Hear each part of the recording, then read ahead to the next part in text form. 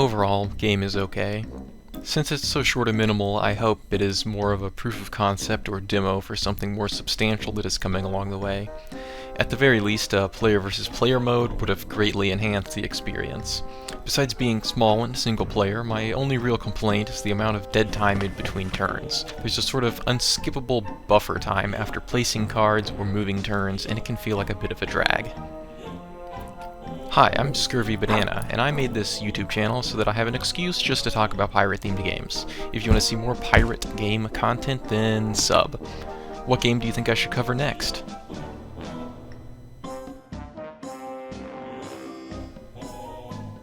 Deck of Delirium is a roguelike card battler game that released for free on Steam as of April 8th, 2024. It was developed by this list of people and published by DoD Inc. I think DoD Inc. stands for Deck of Delirium Incorporated. In total, you'll probably get a bit over an hour, maybe two, of play if you wish to play each of the three deck choices all the way through each of the three enemy battles. Potentially, you can extend your gameplay while playing in draft mode, which is essentially the same. You'll be fighting the same bosses, but it does seem to sort of kind of randomize your deck. Each deck choice is built around its own unique playstyle. In general, the cat kibbles is based around fishing, in which case you will draw more cards. The mutant goat Morgrith plays to mutate and manifest, while the makeup-wearing man, Brightside, plays a bit opposite of Morgrith, in which case he needs to avoid manifesting. Each card has an insanity cost to play, and each turn grants you another insanity point to spend. Once 10 turns, without mutations, have passed, your insanity bar fills and you've manifested. When this happens, all the cards change, including the enemies. I think this is an interesting mechanic, however, matches didn't seem to last long enough for this concept to feel fully developed.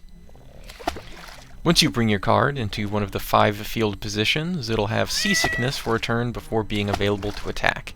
There is also a 6th slot, which is available for charm cards. In order to win the match, you must destroy all of the enemy cards and avoid letting them kill your chosen deck captain. Your captain has a lot of health, and I feel like it is difficult to lose in this game. As far as graphics go, there's some nice digital painterly backgrounds and cartoony card art. I think it looks nice, but nothing is mind-blowing or necessarily standout-ish. I might find this art style enjoyable because it's so nostalgic to Flash games I played in my youth. Perhaps that's my whole opinion on this game in general. It reminds me of a late 2000s Flash game on something like Congregate or Miniclip.